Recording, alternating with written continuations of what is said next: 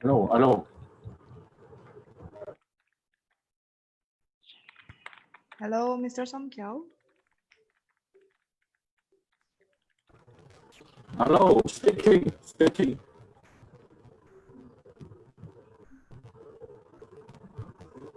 Hello, can you hear me? Yes, we can hear you, Mr. Song Kiao. We will start at 2 p.m. It's not so, I mean, the sound is not good. Can you see some? I want to test the sound techniques. Yes, Mr. Somkyo, the sound is good, but we cannot see your video. Oh. But to me, it's not good. But you speaking, the sound is not so clear. Check.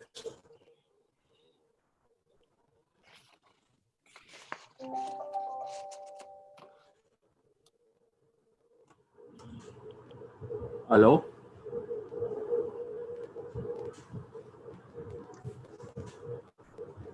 Yes, Mr. Somkyo? Yeah, I Are hear you you. going to? Yes, all right, good. Are you going to use your video later?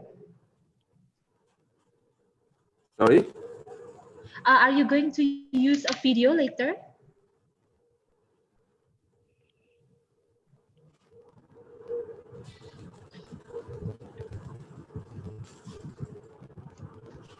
Let me check. The sound is not good. Sorry.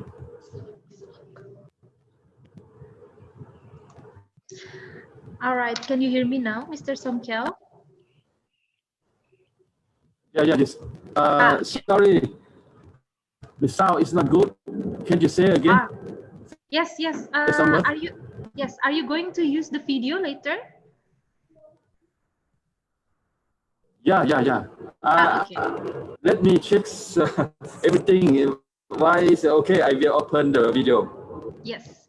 Maybe if the connection is not good enough for video, we can also use sound only. Okay. Let Thank me you, Mr. check Somkyo. the technical system. Yes. Good afternoon, Dr. Maliki.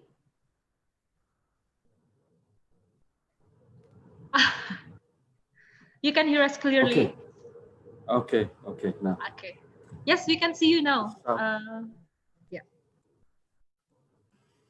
Mbak Sinta, just let me know when to start. Yes. Okay.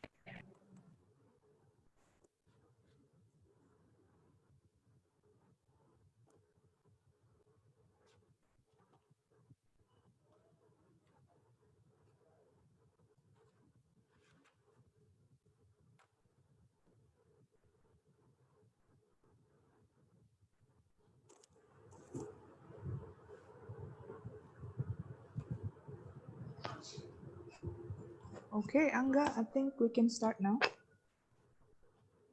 All right. Hi, everyone, and good afternoon. I hope you can see the screen and you can see all of the panelists and commentators on the screen right now. I just would like to say good afternoon and welcome to the interactive webinar series, the ASEAN Youth and COVID-19 Success Stories and the Way Forward, especially on this first webinar, very first webinar on ASEAN Youth at the forefront of COVID-19 response. My name is Angga Dwi Marta. I'm one of the representatives of Indonesia at the ASEAN Youth Interface with ASEAN leaders and related events at the 36th ASEAN Summit this year. And I will be your moderator for today. On my daily day, I'm also working with UNICEF, a social policy specialist, and also work with the Indonesian National Task Force for COVID-19, especially on youth engagement and civil society empowerment. The webinar today is hosted by the ASEAN Secretariat, ASEAN Center for Biodiversity, ASEAN Foundation, and the International Federation of Red Cross and Red Crescent Societies. Today's webinar will be divided into 5 parts. There will be 3 live polls that require your active participation, and also 2 dialogues and discussion with our youth leaders and commentators. All right. Without further ado, I would like to invite our friend from the Education, Youth, and Sport Division, at the ASEAN Secretariat to facilitate the first live poll for the webinar. Sinta, time is yours. Thank you very much, Angga. Hi, everyone. Good afternoon. My name is Sinta, and I'm from the Education, Youth, and Sports Division, ASEAN Secretariat. So welcome to the first episode of our interactive webinar series. So, this is called interactive webinar. Why? Because we would like to have more engagement with you, our audience, even though we cannot see you face to face. So this afternoon, we would like to start the event with a live poll. So in a minute, the poll question will pop up at your screen and you will have 30 seconds to give your responses. I have my timer here. And then the result then will be displayed on the screen and we can take a look at it together. So through our first live poll today, we would like to get to know you more. So all the questions will be all about you. So please be ready with your device. All right, let's take a look at our first question. Question, please. Okay, I hope you can see it on your screen. As mentioned before, you'll have 30 seconds from now to answer the question. So this question will be, what age range do you belong to? There are options for below 15 years old, 15 until 18 years old, 19 until 35 years old, and above 35 years old. So through this question, we would like to know the age demographic of our audience. All right, we have 10 more seconds for you to respond to the questions. Hurry up. 5, 4, 3, 2, 1. Time's up. Now let's take a look at the result. Results, please. Okay, as you can see at the screen, apparently the majority of our audience today are between 19 until 35 years old. The second majority would be 15 until 18 years old. There are also 1% below 15 years old and above 35 years old too. All right, so why are we interested at your age? Because as you know, our webinar today is targeting youth. And one of the distinctive features of youth is their age. Interestingly, every country in the world have their own age range or definition for youth. For example, like in Laos PDR, it will be 15 until 30 years old. In Malaysia, 15 until 40 years old. And for the UN, it's 15 until 24. But for ASEAN, the age range for youth will be 15 until 35 years old. All right, now let's get to our second question of the poll. Please display the question.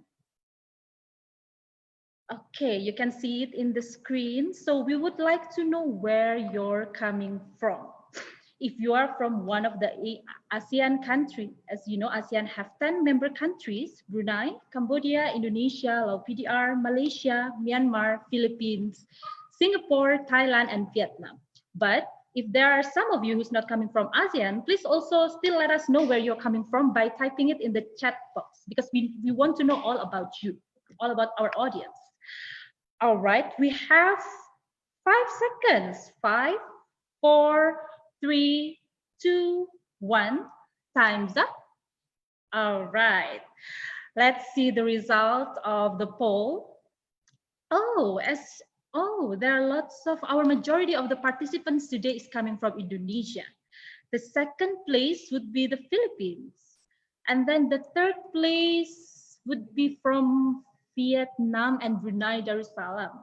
But we're very happy that there are representatives from all ASEAN member states that's participating in this webinar, even though the amount varies. All right. And for all of you who's coming not from ASEAN, please also let us know where you're coming from the chat box. Okay, now, shall we move on to the third question? Please display the question. This one would be about our background. As I tell you before, you have 30 seconds to respond to the question. So the question would be, what is your educational or professional background? Students, government official, non-government professional, maybe if you're working in a private company or NGO, you can choose this, or looking for opportunities, and others. Okay, we have 10 more seconds. Come on, hurry up, respond to the question. 5, 4, 3, 2, 1. All right, time's up. Let's see the result.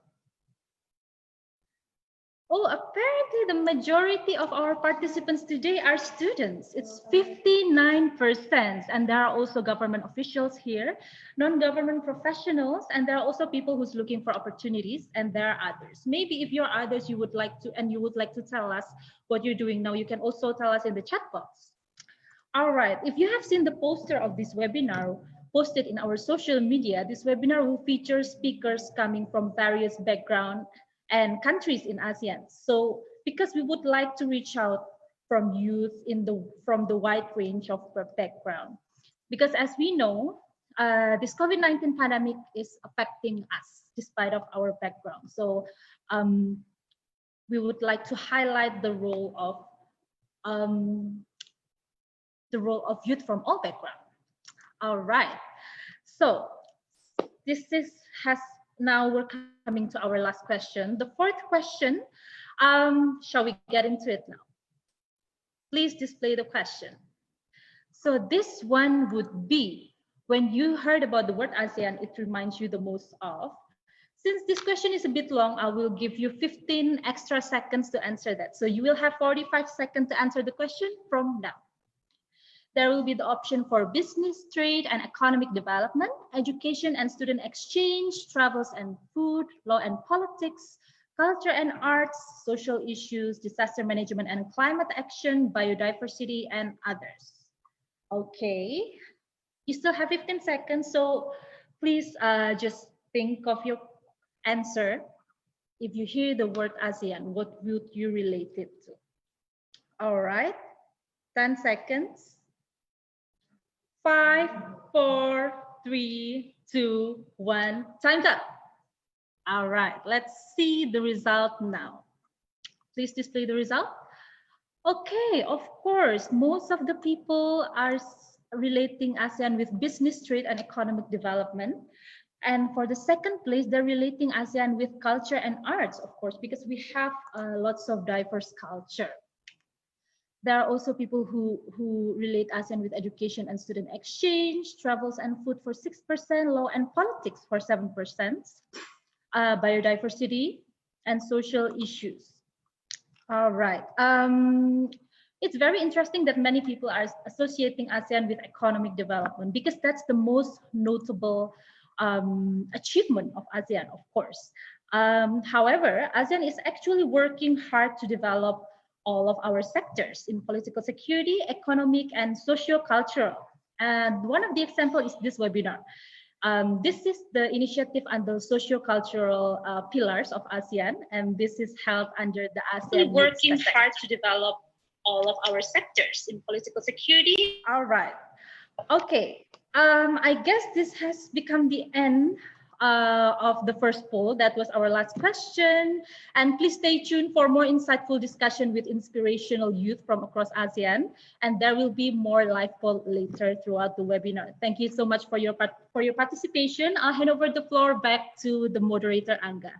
Bye, everyone. Enjoy.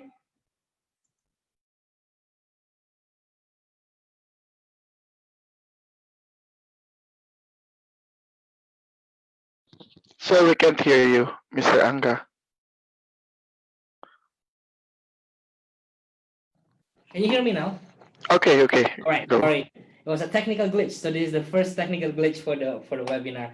No, and I just want to say it's thank you so much, Sinta, for running the poll, and it is very exciting to see that 79% of the participants are actually between the age of 19 to 35, and I can't wait to see how impactful the webinar is for many young people around the region. And also, I would like to welcome, now we have 281 participants. So welcome to the webinar, and we're about to start the discussion forum.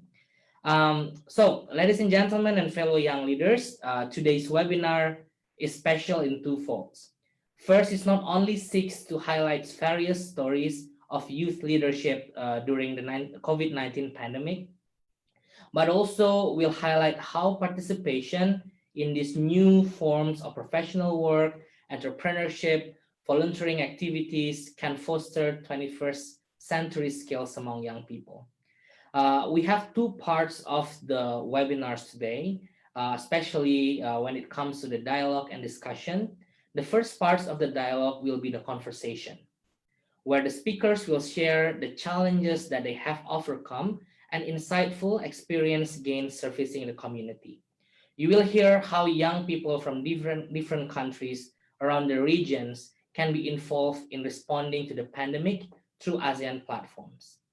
And then, during the fun lecture later on, speakers from the Red Cross Red Crescent Southeast Asia Youth Networks and IFRC will host some interactive sessions and also sharing with us the importance of adaptability and resilience as life skills for youth during COVID-19 pandemic. So I would also, before we begin, I would also like to explain the rules for the webinar. So if you have question, please use the Q&A feature on the webinar. Don't use the chat box. Please use the Q&A feature that you can find under the webinar on the black tab below the webinar. Please use that, and please only use a chat box for informal conversation, and it might be hard for the team to look into chat box. So I would really suggest, if you have question, use the Q&A feature, and if you would like to just do the informal chat with other participants or speakers, you can use the chat box. I also would like to say hello and welcome to the audience viewing the webinar through Facebook and YouTube live streamings. And I hope to also hear their voice later on a comment box on YouTube and Facebook. All right, are you ready? Let's move to the first session, the conversation chit-chatting with ASEAN youth leading the fights against COVID-19. For this session, I would like to invite every speakers and commentators to introduce themselves. I would like to call their names and invite them to speak just a very short introduction, around 30-second maximum, on their job, what they're doing, and later on we will jump into the question. First, I would like to invite Ms. Nash from Thailand to introduce herself. สวัสดีค่ะ Good evening, everyone. My name is Natasha Pakawan and it goes by Naj. I am a volunteer from Thai Red Cross Youth, and I started volunteering since I was 13 years old, and it's like 10 years that I've been doing volunteering. And yeah, I currently work as a personal assistant to CEO, and now I'm still continuing to do volunteer work and as much work as I can, and I'll still continue doing it. That's Thank amazing, you. Nash. Thank you. And next, I would like to call Mr. Marlon from Philippines to introduce himself. Hello, magandang hapon. Good afternoon to everyone. I am Marlon Palarian Jr., a license holder under the Board of Medical Technology in the Philippines, and I work in the largest humanitarian organization in the country, which is the Philippine Red Cross, and I am assigned specifically in the molecular laboratory, which tests for COVID-19 using the principle of reverse transcription, real-time polymerase chain reaction, which is a gold standard for detection of the virus. And I am currently the lab supervisor. Thanks, Marlon. And now we are flying to Vietnam, and I would like to call for Joss to introduce himself. Hello, everyone. I'm from Vietnam. My name is Joseph Van Quyen, and I'm a founder of Ethnic City, a Vietnamese project on culture preservation of the ethnic minorities patents in the Central Highland of Vietnam. And our ultimate goal is to create an e-library for people to access and learn about the Vietnamese culture without traveling, especially during the COVID-19. And it's like an online traveling platform. Thank you very much. Thank you, Joss. And lastly, among our youth speakers, I would like to call Mr. Rian from Indonesia to introduce himself.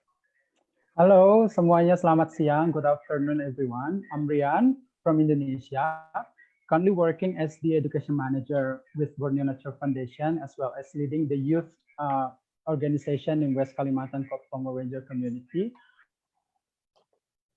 Our job focus is providing environmental education access both in Central and West Kalimantan. Thank you. Thank you, Rian. And also, ladies and gentlemen and friends, we also have 3 commentators that is joining us for this discussion. I would like to invite Mr. Somkiao Kingsada is the Director General of Lao Youth Union and also the chair of the ASEAN Senior Officials Meeting on Youth. Over to you to introduce yourself. Hello. Good afternoon. Good afternoon. Actually, I'm not in the town. I am in the remote area. But somehow we will facing the problem of the poor connection here. I just inform you. Yeah. Delightfully and my great honor to be here on behalf of the Director General of International Relation and Cooperation Department under Lao Youth Union, as well as the SOMI Chair. Hopefully, this web seminar series will be successful. Thank you. Thank you so much, and thank you also joining us amidst your travel currently in Luang Prabang, I heard, and welcome to the webinar. And for the next commentator, I would like to invite Dr. Muhammad Maliki bin Muhammad Rapi'i, the Director of International Youth Center and also the representative of the Vice Chair of ASEAN SOMI, to introduce himself. Over to you, Dr. Maliki. I think you're still on mute, Dr. Maliki. On the Zoom, yes. Okay, hello. Assalamualaikum and very good afternoon. I am Muhammad Maliki Muhammad Rafi'i. You can call me Maliki or Dr. Maliki. So on behalf of Ministry of Youth and Sports Malaysia, it was a very good opportunity to share with you and hear from you all young people from ASEAN. So nice meeting you. Thank you so much, Dr. Maliki, and welcome to the webinar as well. And I would like to also invite Dr. Hatin Min Duk, the Deputy Director General of International Cooperation Department of Ministry of Labor, Invalids and Social Affairs from Vietnam, and also the representative of SOCA Chairs, the Senior Official Committee for ASCC. Over to you, Dr. Duk. Thank you very much. Very good afternoon to everyone. Also very warm greeting from Hanoi, Vietnam. So I'm very happy to join the interface today, the webinar today with all the youth representatives as the role of the social senior official committee for the social cultural community, and hope that I can learn a lot from the youth with your many of the very good initiatives. Thank you. Thank you so much, Dr. Duke. So the way we will go with this discussion, it will be mostly like a talk show format. So I will invite the youth speakers to comment on the question and also have kind of like an informal discussions on the topic. And later on, I will also invite the commentators to comment or give advice to the discussion. So I would like to invite the youth speakers to go back to the video. And I would like to thank everyone for the excellent introductions, and let's start the discussion. So for the opening questions itself, I would like to invite the 4 youth speakers to answer. You know that we have been dealing and battling COVID-19 for at least for the past 4 months. In one word, how has it been so far? With you and your work since COVID-19 outbreak. So maybe Nash, then I'll go to Marlon, Jos, and Arian. Over to you, Nash. Thank you. Yeah, for one word, it has been so far in the past 4 months since COVID, right? Only one word is I would like to say it's help. Because during this COVID, we do a lot of things together, like production of the cloth masks, and yeah, we have been launched 2 music videos and just yes, for one word, I would say helping. Thanks, Nas. Marlon, over to you. Well, I would describe the whole journey of 4 months with this fight against COVID as challenging.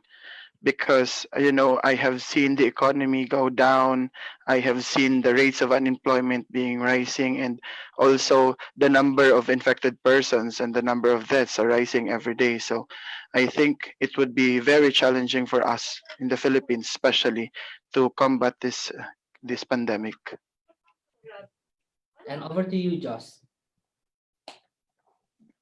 Yeah, for me, like courageous is like the word that in the best format with the COVID-19, especially when our organization, Ethnicity, we work with the ethnic minorities. So we recognize that the more we courage to reach out to them and even like to have them to overcome this pandemic, because with the ethnic minority, they live in the remote area. They have less chance to actually access the information. Yeah. Thanks, Joss. And Ryan? Yeah, I would use the word of fighting, because during this past 4 months, we're really fight on this situation. We need to be adaptive. We need to be really flexible on everything we're doing. That's amazing. And thank you so much for sharing, colleagues. Now, I would like to invite specifically to Nash. There is a question that we gathered before. Nash, you've been working as a volunteer, and your work has been so much pivotal in dealing with COVID-19 response, especially in your country. And volunteerism is indeed one of the areas of priority in the ASEAN Youth Development, and especially on the Youth Development Index.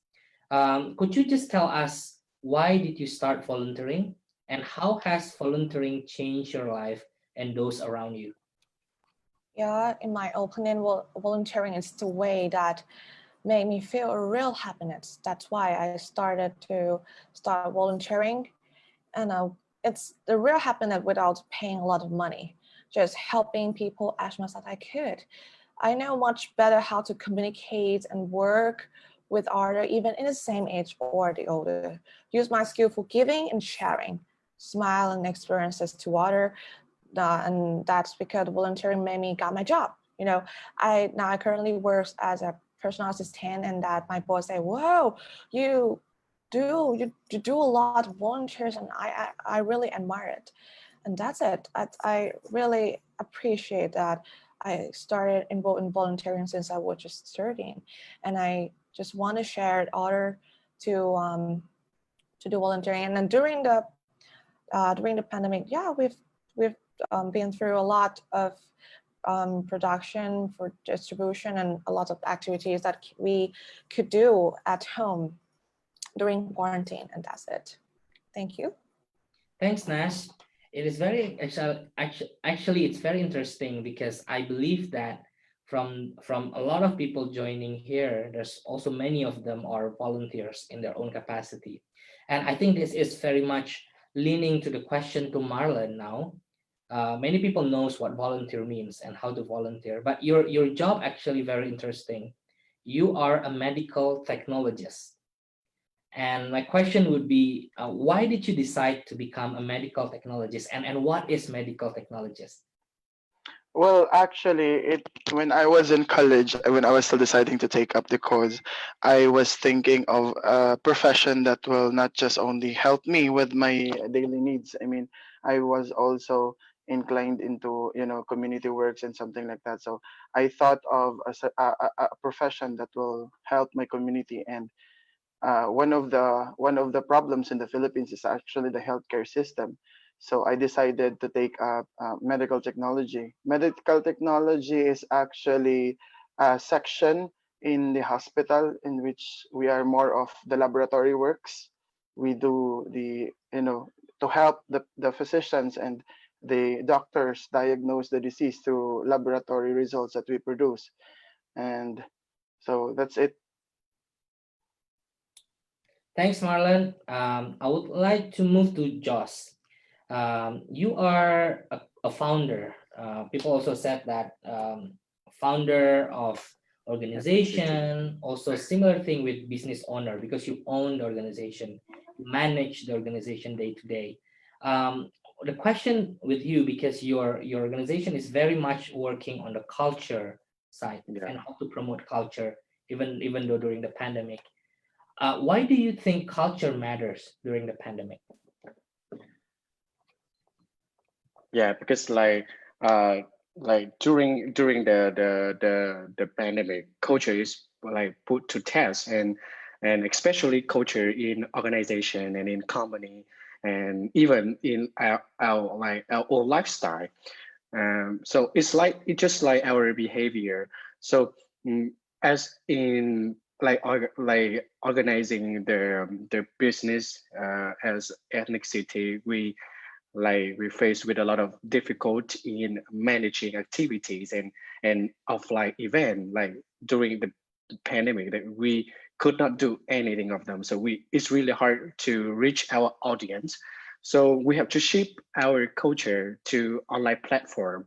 We do like meeting, we do like Zoom, and then and as like I'm gonna share with you uh, here, like we change our way to reach our audience by an library, like it's like e-library, and and that is how that we want to reach our audience to actually have a chance to even travel to Vietnam by this platform. And about culture as a whole, because Ethnicity is a cultural preservation project, as I have introduced in the beginning, we observed that during the COVID-19, we don't have a chance to travel much to learn about another's culture. So we volunteer and we take action by creating this platform for people to travel to the Central Highland of Vietnam, and from this actually platform, we try to introduce the products of the ethnic minorities to help them to sell their product, because during the pandemic, there's no tourists travel to the highlands, so they cannot sell anything of that. Yeah. Thank you, Joss. That's very interesting, and I actually really like the idea that you can access culture and tradition right on your devices, which I think very much useful for COVID-19 during the pandemic itself. I would like to move to Rian. Rian is actually one of the ASEAN youth biodiversity leaders for Indonesia. Right, Rian, my questions to you is that, could you help us to understand better what is the relationship between disease outbreaks and biodiversity? Okay, thank you very much for the question. So I'm going to use this very useful UNEP poster, but what factors are increasing zoonosis emergence? And I'm going to focus on the deforestation and other land use change and illegal and poorly regulated wildlife trade. So why those two things relate disease outbreaks? Like, as we know, WHO already aligned that this COVID-19, for example, because it's occurring now, is more likely to human and animal transmissions. And we cannot deny that animals is really related to the diversity, like by part of biodiversity, and it relates to the ecosystem itself. And those things increasing the potential contact between human and animal if the ecosystems get destruction. So basically, how to understand this easier is this pandemics or this disease outbreaks is basically because there is a higher contact between human and animals. Like, for example, deforestation and forest fragmentation is more likely in Indonesia too. Like, it's shrinking the habitats of animals that then driving animals to be more crowded in one particular area, which is limited areas for them. And the forest fragmentation itself, more driving animals to move at the edges of the forest because the forest is being fragmented. And those things makes the animals, like more stress and stuff like that. And it drives to us to face the condition of human wildlife conflict, which is increasing the potential contact between human and animals. And that things is really, really relate on how any viruses, any pathogen can jump up between animals to humans. And the other thing is about the illegal trading, like for sure, like if we are gathering all animals into very small cages and animals in the unhealthy condition, so any pathogens, any viruses can jump up from one to another animals. So basically, the combination of shrinking habitats and then human-wildlife interaction itself is the best recipe for the zoonosis. So that's why we can align that this disease outbreaks really relates to the biodiversity loss that currently happening in the world. Thank you, Ryan. It's very interesting actually to hear four very different perspectives from volunteering for COVID, medical technologists that Marlon's work as right now, and also to see the cultural aspect of it and how culture create a lot of difference on COVID-19 as well. And lastly, when Rian also said about biodiversity and how it impacted the pandemic such as COVID-19, I would like to move to our commentators. Perhaps I will invite Dr. Duke first, just to share what is your view on this. You see a lot of young people doing great things across the region, and how was your impressions on it? Dr. Duke, over to you. Thank you very much, Ren. Thank you very much for sharing all of the perspective and also the roles of our panelists in this session. I think that from my point of view, for many years, ASCC, the ASEAN social cultural community, the council itself and the senior official committee always value the importance of young generation of youth in the activities for the promotion of the ASEAN, that is people-centered and people-oriented and caring, sharing in ASEAN. So we highly value the importance of youth in on every aspect of the community, including the political security, including the economic, social, cultural community also. And I think from your sharing in this panelists, we also see that you are more and more, I think with the young generation now in ASEAN, you are more active and much more knowledgeable than our generation. And with, I think it's like a global mindset. And also you care for the people. So that's why I think particularly during this COVID-19, not only I can see from many good examples from Vietnam and also the sharing of ASEAN College during the last, I think we have a labor minister meeting and a minister on social welfare meeting together. It's very high ranking people and sharing that young generation play a very important role in the fight against COVID. And you can take all of the voluntary work, social workers, and particularly as the community models to promote the, I think the always of the regulations and also the requests from the state for the fight against the COVID, but also you try to make the community more cohesive by helping the vulnerable groups in different situations, and also create a lot of the supportive activities. Particularly in Vietnam, we have ATM rights where the young people, they contribute and they also provide the rights to the poor people, and also they make the mask, what we call the medical masks for the people and for the hospital, for example. They done a lot, and we trust that you can do much more on that with, I think, sharing of so many activities together. We can work together and you can contribute a lot to the building of the community. Thank you. Over to you. Thank you so much, Dr. Duke. It's very interesting because it is totally right. You can just imagine that when the first month of COVID-19 happening in our region, it was really young people who tried to build this, like this community of sharing the PPE, the personal protective equipment. Personally, for example, in a lot of groups that I was in, a lot of people like, oh, do you have this in your country? Can you transfer it to our country? I think it is actually working, and it is showing how young people could work together even though during pandemic like this. So thank you so much for sharing that. I would like to move to Dr. Maliki. How do you see this for young people with kind of new profession? I haven't really heard about like medical technologists volunteering in a very meaningful way as well. How do you see this, and how do you see as the vice chair of SOMI, how did you see like we can foster this better and more in the future of our region? Over to you, Dr. Maliki. Yeah, thank you, Mr. Chair. For me, this COVID-19 pandemic, it was best testing ground to our community, Asian community, especially for our young people.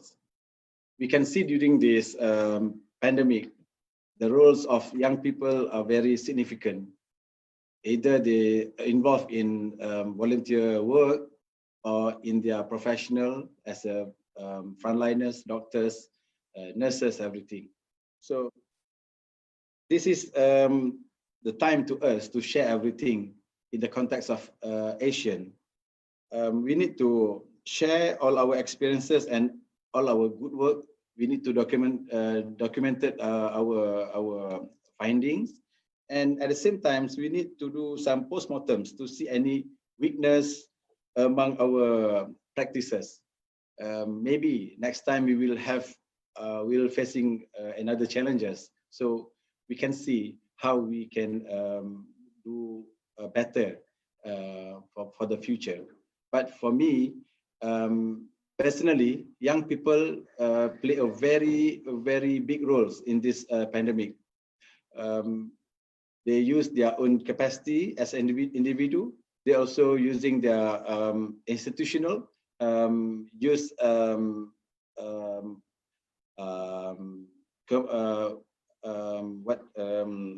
Malaysian Youth Council, the KNPE, Committee Nasional Pemuda in Indonesia. I believe they did their best way how to lessen the impact. So for me, we need to look forward and take all the information to make sure the roles of young people can be expanded for the future. Thank you. Thank you so much. Thank you so much, Dr. Maliki. I totally agree with you when you mentioned that we need to share, we need to document better, and we also need to evaluate what involvement has been. And I think that's also the key. There's a lot of young people doing good things, but we also need to make sure that they document, they write the stories about that, which I think is very important. I would like to move to Mr. Somkiao now. And just give your reflections on this for young people doing their roles in battling COVID-19. And also perhaps just to share what are the priorities for SOMI, and also maybe like your personal stories working with young people as well on COVID-19. Over to you, Mr. Somkiao. Thank you, Mr. Chair. Sorry, I not so good condition to open the video, just my voice through the all of you. First of all, I would like to express my sincere gratitude and really appreciate for the young people that you have expressed your insight and also what you have done during the COVID-19 pandemic. I found that among you, you are also play a very important role on your profession, like a voluntary, medical technology, that kind of thing, and another, profession. I think you have very good idea to put your professional on one place, so you are stronger and more cohesive and responsive. That is one thing that I found is really excellent job that you did. On behalf of the SOMI Chair, hopefully your effort will be continuous and more active and stronger, because as we know that the COVID-19 pandemic will be take longer time that we expected here. So one thing that I would like to raise and share with you, apart from your profession and your voluntary, because in my respective country, I also joined in the youth activity, youth volunteer group who working during the COVID-19 pandemic. I working with them on the term of the psychology, what we call is psychosocial support. We focus emphasizing on the mental health because during the COVID-19, all school is closed. The young student who just keep stay at home and learn online. But anyway, we find that they're working, they're staying with the pressure somehow. So I would like to share with you if you have any activity or any platform that you can access the young people who stay at home and study at home and online at home. Maybe we can share. And on behalf of the summit, I think the first priority right now is to rehabilitate the economic fields. But apart from that, it is the psychology also. Yeah, we need to be rehabilitated. Yeah. So thank you very much for giving the time for sharing. I will be giving you later another idea. Thank you very much. Thank you so much, Mr. Song Kiao. And for sure, I'll get back to you as well later on towards the end of the discussion. And thank you so much also to highlight one of the most important aspects as well on mental health, because I think it is very important as well to also realize that this, the young leaders also need some psychosocial support as well to continue working on COVID-19. I'll come back to our youth speakers, and I'll come back to Nash.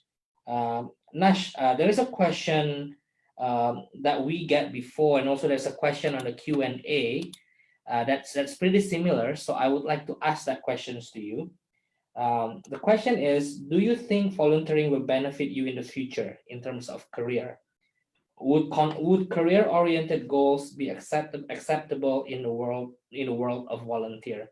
And in the Q&A session, there's a question specifically addressed to you. May I know in detail what you have learned from the 10 years volunteerism? Do you wish to have permanent earning job, which is very similar with the question that I gave before? And what your experience may benefits in your career? Nash, I'll hand it over to you to answer this question. Okay. So the first question is like, do I think the volunteering will benefit to the future in terms of career, right? As I answered to the question before, yes, of course, exactly 100% will the volunteering will benefit to the career. Because let's say I got my job from doing volunteer, and yeah, in nowadays business it doesn't matter only how good grades you got from university or how professional you are, but it's the matter how good from the inside you giving attitude, mindset, the positive thinking doesn't matter. And I would like to say I never stop doing it. And can I Oop, I think we lost Nash. Is it? Oh, okay, we lost Nash, but we will come back to Nash after this, and we shall move to Marlon. Marlon, are you there? Yes. Yes, I'm here. So Marlon, I would like to jump into the questions to you. So you explained before how was your work as a medical technologist, and I would like to hear more. How do you contribute to the COVID-19 response, and how do you collaborate with medical doctors, nurses, and another health workforce? So I'll allow you to answer that, and we'll come back to Nash after this. Okay. Over to Okay. you, Marlon. Okay, mainly my main job is actually to help establish laboratories in different places of the Philippines, because as we all know, the Philippines is an archipelago, and with 7,107 islands and 3 major islands, so there's so many people which has to be managed and it has to be reached in different places. So what we did is we moved from one place to another to set up molecular laboratories so that we can test them for possibility of infection of COVID-19. And also inside the laboratory, my main job is actually to supervise and to see the whole process on operations on the testing procedure so that it runs smoothly. So after the detection of, if ever there's a presence of viral infection, what we do is that we forward it, or we send it to the RESO or the CESO or the City Epidemiologic Services Unit, in which they assess the patient, they help the patient, and they also isolate the patient if there are possibilities of infection. And also, since we all know that since we all know that COVID-19 is actually a disease which has a different and a wide range of symptoms, and we do not know yet the actual cure for the disease. So what we do is that we, after forwarding it to the proper authorities, the names and then the results, they do the interventions, medical interventions. Thank you, Marlon. Yeah, I'm gonna share to you. I'm sharing. Yes. I'm gonna be sharing to you some pictures. And tell us the story about the pictures as well. Yeah, sure. Wait. So this is actually one of my jobs. So since we have a problem in transportation because of the pandemic, there's actually problems with the flight restrictions. We are boarding on different kinds of plane, like the military planes and sometimes private jets, so that we can move from one place to another. So that's pretty challenging. Actually, this one specific photo of mine, we were the only passengers of the plane, and it has to fly out with only us as the passenger, because it needs urgency and immediate response. So I'm showing another picture. These are actually pictures from my journey, and then from this perspective, you will see we were the only ones inside the airport, and the officials, the employees has to be called out since they don't know that there will be departure. They are anticipating only arrivals from one city to their city, but they are not expecting departure. So I think that's pretty much. And then I'm going to show you some of the pictures. This one is actually from Cebu. Cebu is the capital city of Visayas, but the main capital city of the Philippines is Manila. So we have three major islands. We have Luzon, Visayas, and Mindanao. And in Cebu City alone, they were actually reporting cases of at least 80% rise in the number of cases every day. And also they have observed that the number of deaths are increasing as compared to the regular, infection and mortality rate. Also, it's very interesting, Marlon. Yeah. This is actually how a military plane looks like. It's not so convenient to ride on, but we have to do it since we have to answer the urgency for response to established laboratory.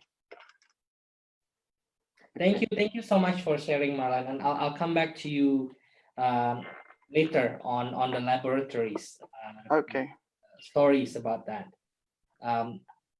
Nash is here. Yes. Yes, I'm Nash, here. shall we go back to you on the last question, please? Sorry about the connection loss, I think. No worries.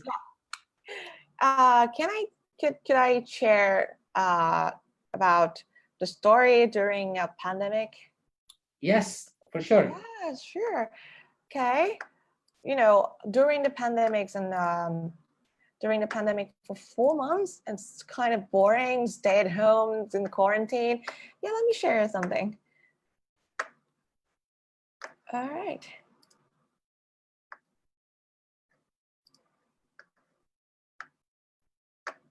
Okay, this is the photos of Royal Mobile Kitchen. Yeah, where every volunteers and not only on my age, everybody could be a volunteer in Royal Mobile Kitchen. It's one of the things that I really love. The volunteer gets starting at 8 a.m. until 4 p.m. and everything must be, everyone must be wearing a apron and mask and hats, as you see. And this picture is the picture that we contribute the box of rice meal, the menu to the community, to the people, to the poor people, and yeah, and our duty is that not the same each day. We do like such as sliced coffee, lime leaf, sausage, sliced meatball. Yeah, it's about all preparations for the next day, and that's help packing the food to be ready, as you see. And what I want to share is about 2 music videos that we launched on YouTube, Facebook page, and also on on the SkyTrain at Bangkok. Oh, yeah, I involved in like directing this music video.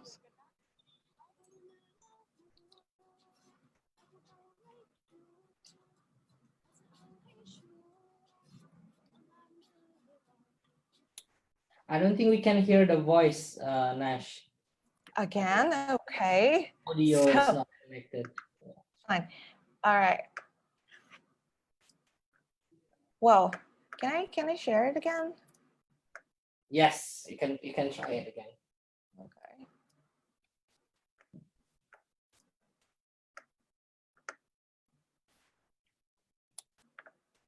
Yeah, I think you can hear it. กลัวถ้าจะเอาให้ชัวร์เอาล้างมือบ่อยๆและป้องกันสักหน่อย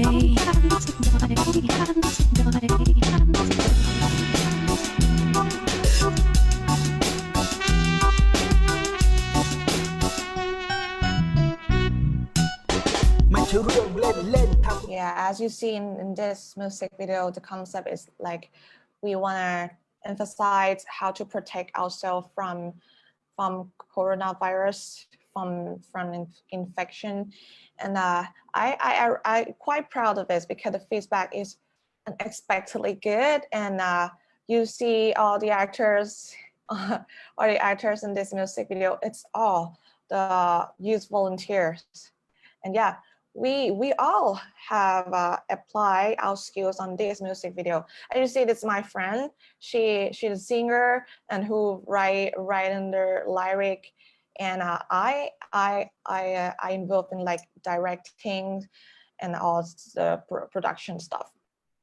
And in the other, yeah, and as I say that the feedback is really good because it's reached the target that to the public, that we want them to know how to protect themselves. And the other music video is we aim to send our support to medical personnel like nurse, doctor.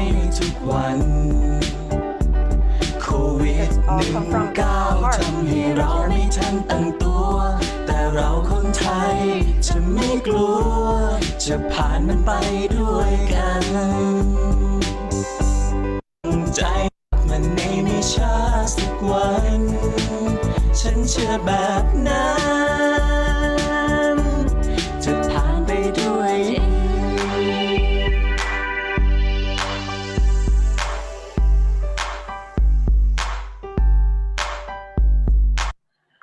Yeah.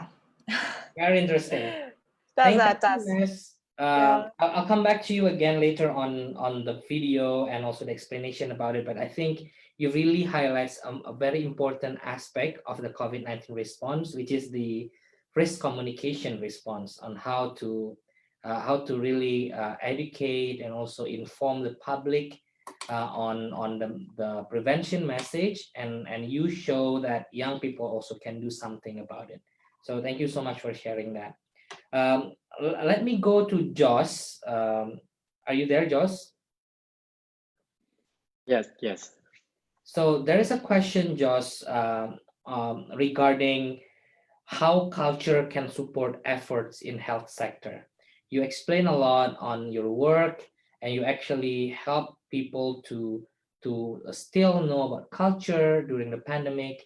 And how do you see is the relationship between culture that can promote efforts in health sector? Yeah, it's clear to see that culture can support for the health sector in many ways, especially the culture that embrace change, recognize the new challenge facing with our life, and encourage us to take the initiative, do things differently and more effectively.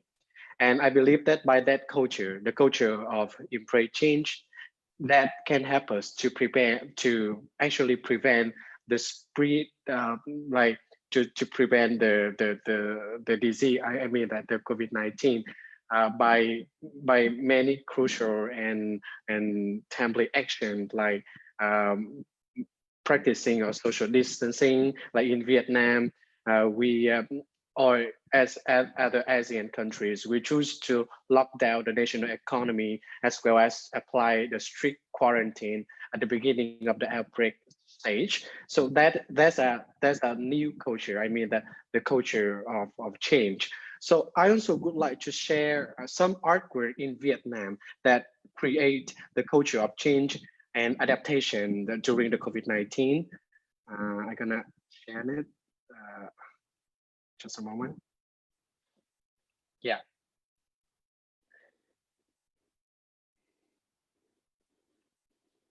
Yeah. So this one. So in Vietnam, the artists in Vietnam during the COVID-19, we tried to promote the culture of like social distancing, the culture of wearing masks, and the culture of like giving thanks to the doctor that are working to prevent the COVID-19. So there are some artwork that we do to promote that culture, and just like in our work with ethnicity before, our culture to actually preserve the culture is like directly go to the remote area to actually to learn to to find out the Baitan, the culture of the minorities, and help them to preserve as well to promote their culture to the world. But because of the COVID-19, so we also create the new culture as our e-library that we try to create a library that people can like travel around, like travel to Vietnam with to actually understand about the culture of the Central Highland of Vietnam without like booking flight or without taking any transportation. So that's why we do this library to create that new culture.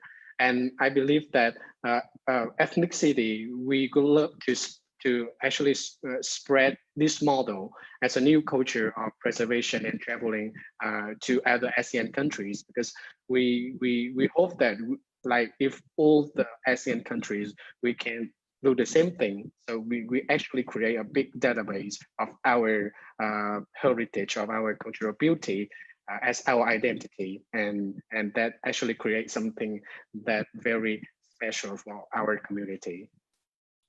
Thank you so much, Joss. It's very interesting to see how young people also work on it through culture. Before I ask another questions and before I move to Ryan, I would like to hand it over to Dr. Duke, because she's also about to leave the meeting. So I would like to invite her to give some departing remarks for the participants. So Dr. Duke, I would like to go back to you to hear some departing remarks from your side.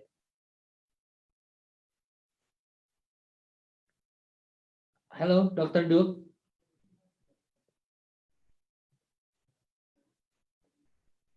Dr. Duke, I think you're still on mute. Hello.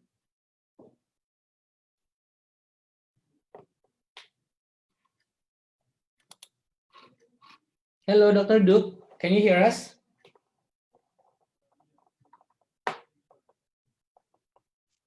Dr. Duke? Hello?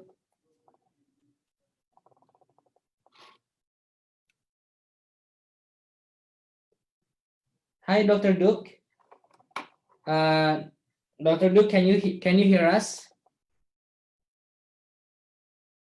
I think the connection is quite bad. Perhaps, okay, I'll come back to Dr. Duke later, but I'll ask the question to Ryan now. Ryan, are you there? Yeah. So Ryan, there's a question actually come to our question is that, can you share with us the work that you have been doing with youth in Indonesia to safeguard healthy ecosystems? And I would like to combine this question actually with a question from Sopapon Chantavong, also asking, Ryan, what is the most challenges that you face by being environmental educator? Over to you, Ryan. Okay. First of all, can you hear my voice clearly, or I need to put my mic closer? Maybe closer. That's okay. Good. Like this? Okay. Okay, so I would like to explain first about the project that we've been doing with youth in Indonesia. So basically, Borneo Nature Foundation really commit to provide environmental education and doing some youth capacity building too here in Kalimantan, as well as my youth organization in West Kalimantan, Pongo Ranger community. So we have a project, we have a club here of the youth called Sabanga Ranger Project. Well, now currently we're really in fighting with COVID-19, so we cannot really have an offline meeting with our youth, but we're doing a weekly pack strategy. So we are still providing them with some materials for them to raise awareness about environmental protection and stuff like that, because online just doesn't work here. It's too hard to do online meeting, but we are doing the offline meeting with some like healthy protocol and stuff like that. And also with Pongo Ranger community, the youth organization that I mentioned before that I lead, we are also focusing on giving our youth capacity building, because we're thinking like if we are only just giving environmental education, so we don't have any like sustainable regeneration of the youth. So we are committing to give them capacity building to empower them basically to be the next environmental educator. So I think that's one of the effective way. So we are not stopping environmental education effort just because Rian stopped these activities, but we want the next generation can understand this and can like continue our effort to give the environmental education and make sure that we can safeguard this ecosystem. And about the question about what is the challenge that I am facing as the environmental educators. The current situation make it even like worse, because all of the school closed and our government don't really decide what's the policy that they want to take related to education system and stuff like that during this COVID-19. So I think since environmental issues is an unpopular issues here, even in Indonesia, it's kind of unpopular issues. So by this COVID-19 happening, and people now, I can see that people can raise the awareness that this pandemic is really danger to our life, because it's not only like it's not only impact to our health, but it's also impact to our economy, to our education system and stuff like that. So I mean, like as the environmental educator, we literally need to be more creative and flexible, and we need to find something that can be efficient to deliver this environmental education, because since environmental education is not a subject in school, it's not even it's not even in the curriculum in the school in Indonesia. So what we are doing now is we integrate this environmental education in any subject, because basically environmental education relates to every subject. So the kids, our youth, can still receive these environmental education materials during math, during physics, and stuff like that. So basically, building the awareness of the community is not easy, but I think even small effort is counted. So for all the youth, they can do anything. I think like we can do anything to really raise our community awareness. Yeah. Thank you, Rian, for a very concise answer. Colleagues, we only have 6 minutes until we close this particular session. So I would like to invite our youth speakers to just share their final remarks. So each of you get 1 minute's final remarks. Then I'll hand it over again later on to our commentators to their final remarks. So I would like to invite Nash to have 1 minute final remarks, and then over to Marlon after that. Nash, are you here? Hello, Nash? Here. Yeah. So 1 minute final remarks from you, Nash. Yeah, that's a full things that I already include, whereas I already talk about what we've done during the COVID-19. And yes, but last but not least, we had a video challenge on Facebook and also TikTok to encourage people to show what are they doing during quarantine. And also we still continuing to Facebook Live to engage people. We are online channeled to entertain and especially educate people to stop spreading virus chains. And we still keep doing it. And for me, that the last thing I want to share is, the volunteering. We all have to not only in COVID-19 or the tough situation we can do. We can share, we can help other people, not just to spend money and just it. We can use our skill, we can use anything to help people. That's what the last that I want to remark about doing volunteer. And I feel like all my 10 years doing volunteering is really, as I say, it's the real happiness. And I hope another people that heard about our story would like to share and would like to do volunteering after this. Thank you. Thank you, Nash. Marlon? Well, my message to the youth especially is that we have to be, we have to understand the situation. You have to be flexible enough and resilient for this kind of situation, since we are actually all in this together. And one thing I'd like also to share to all the youth is actually the homily of Pope Francis, in which he said during one of his mass, I should say, he said that the things that you should avoid during this pandemic is, number 1, narcissism, number 2, victimhood, and then the third one is pessimism. Since if you will see things negatively, then of course you will be so depressed, and that you will think of, bad things that will happen in your life. And also you have to avoid people, events, and everything that makes you feel sad and, be sad about. If you wish not to hear the news of the increasing numbers of the infected people, then it would be fine to shut yourself down for a while. And I think it's good for your mental health also. Thank you. Yeah. Thank you so much, Marlon. Just 1 minute's departing remark from you. Yeah. I think that in this pandemic, this COVID-19, our country, and especially with young people, we have faced with a lot of difficulty in doing and achieve our dream.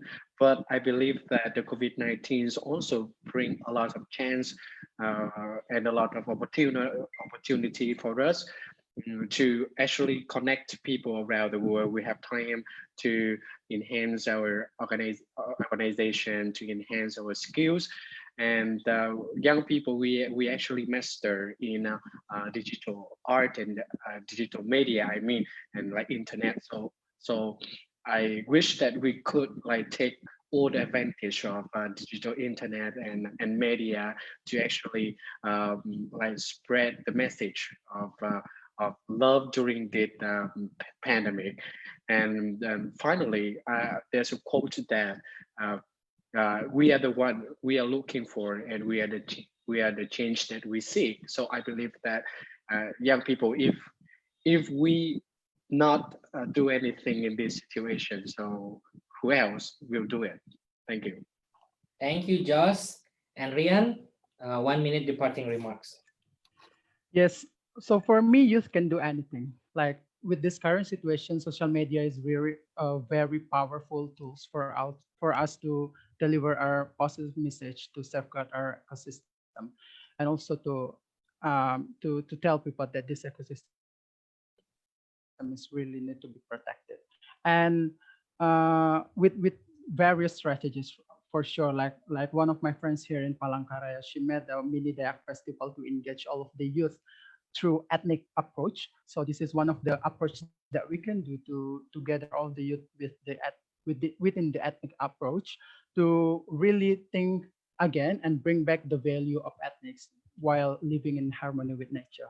And the very interesting news in the Guardian said that the cost of preventing further pandemics over the next decades by protecting wildlife and forests would equate to just 2% of the estimated financial damage caused by COVID-19, according to the new analysis. So, like it's totally better for us to think again about how we can safeguard this ecosystem to be a healthy ecosystem, because again, the best vaccine for the futures is also to protect our nature and also our biodiversity. And I'm totally sure that youth can do. Thank you.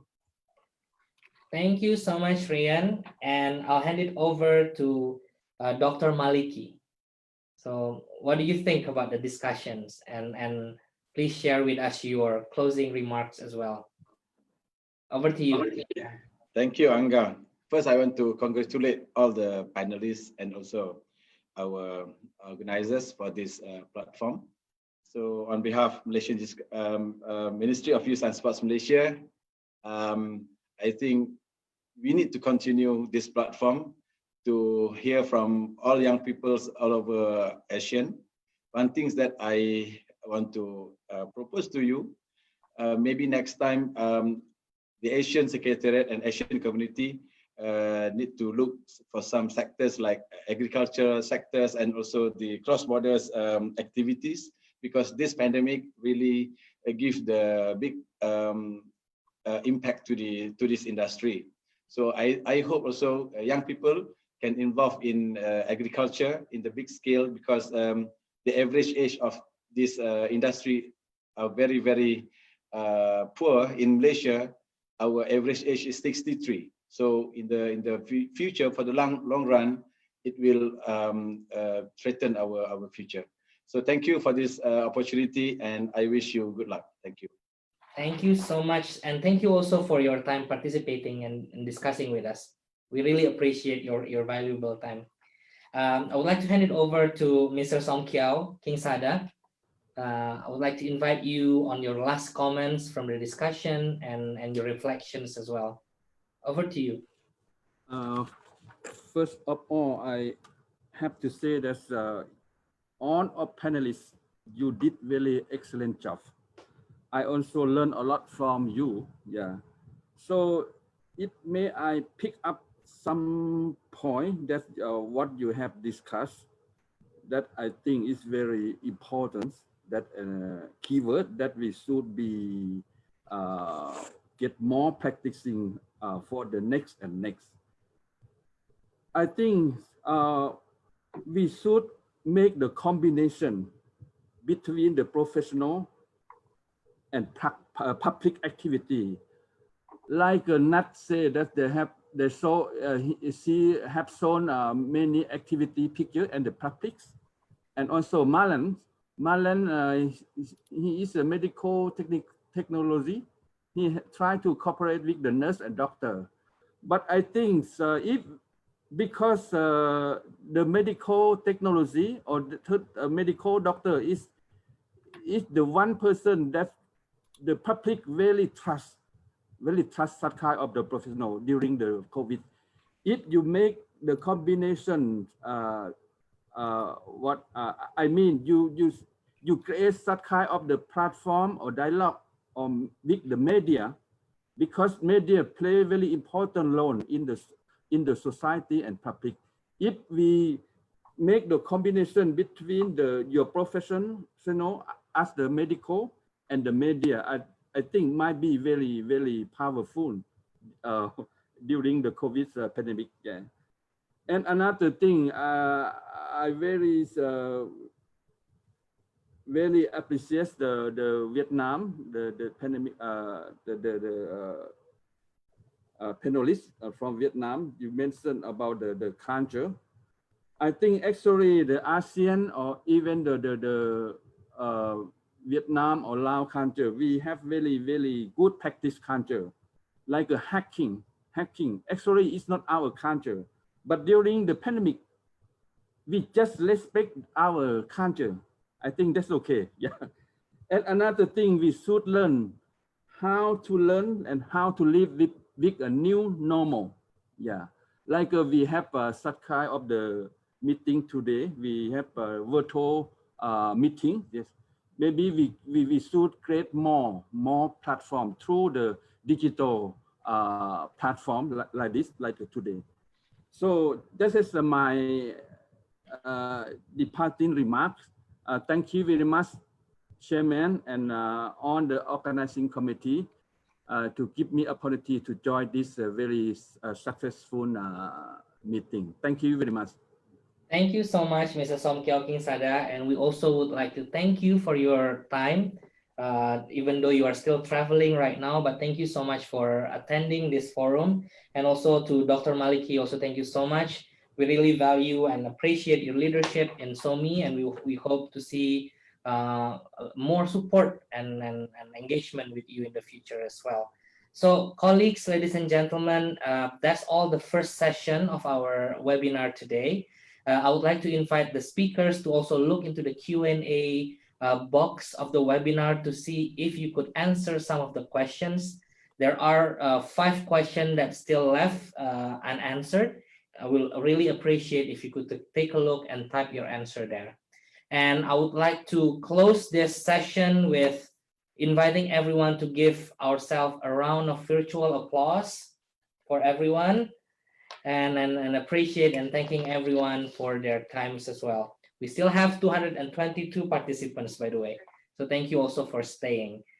And ladies and gentlemen and friends, now I would like to invite and move in the agenda to our second poll entitled The Perspectives Toward Youth Contribution on the COVID-19 Mitigation.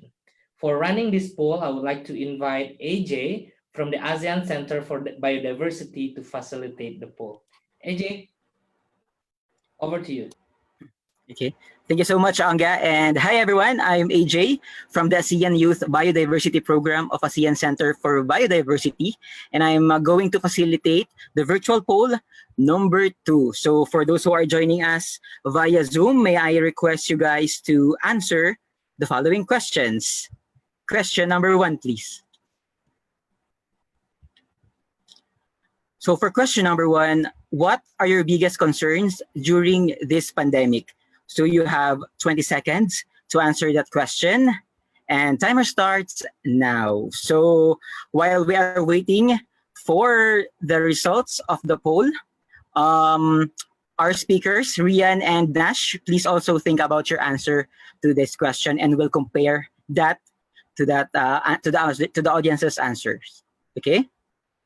And 5, 4, 3, 2, 1. That's it. May we have the results, please? Oh, apparently the virus itself is the biggest concern among our attendees here in Zoom. So let's now ask our speakers. Let's ask Nash about her answer to that question. Hi, Nash.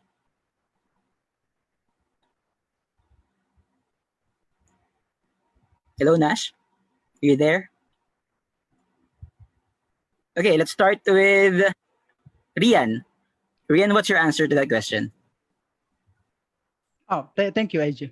So for me, my biggest concern is about the fake news and misinformation for sure, because now during this kind of situation, like a lot of information coming through our social media, even to our media through television and radio, and we ourselves as the youth, as the young generation, and even all the people really filtering all of that information and try to research before we judging on particular information, because if that information is even a hoax and it can trigger us to be more on fairness, like bigger fairness, it just also again it connect to our immunity system and stuff like that. So I think like misinformation, and we really need to be really wise on using our social media and all media.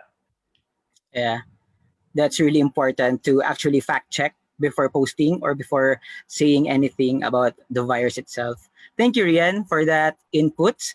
So I guess we'll not be hearing from Nash. Okay, so we'll now proceed to our second questions. Question number 2, please. So for question number 2, what area of COVID-19 response is the most interesting to you? So you still have 20 seconds to answer that question for those who are joining us via Zoom, and timer starts now. So for this question, we're going to ask Marlon and Joss about their inputs or about their suggestions about this particular question. So is it medical and public health response, social protection support, social entrepreneurship, new and greener work opportunities, media campaigns, culture and arts, healthy lifestyle and sports, or do you have any idea or other inputs about this question? So time's up. May we have the results now, please? Okay, choice A again. Medical and public health response gathered the majority of the votes or the answer from our Zoom attendees. So really interesting answer. So may we have Marlon first about what his answer to this particular question. Hi, Marlon. Hello. Actually, my answer is also the most numbered. The most answered. The most selected choice, I should say. It's more of the medical and public health response, since this virus actually revolves around this kind of system, which is the public health and then the medical response that we do. And for us to identify those who has to be or needs to be isolated, we have to test them first. And then by doing so, we can now, do some medical interventions and also prevent the spread of the virus. And it is only attained and achieved through the mass testing. So I would say the most concerning part or the most interesting part of this response is the medical and the public health, because if we don't take care of our health, then the virus could get the best out of us. Thank you so much, Marlon, and thank you for your role during this pandemic in our country. Thank you so much. Yeah, thank you also. How about Joss? What's your answer to that question? Yeah, with the most interesting for me is actually also medical and public health responses, because it's very different in US and in European countries, that in ASEAN we choose to look at our country like very soon at the very beginning of the outbreak, and we do like quarantine and a lot of things. So that's the most interesting for me within ASEAN countries. And because I'm working on like culture and art, so I believe that culture and art and media campaign also very good like tools to actually promote and help people to understand about this COVID. Yeah.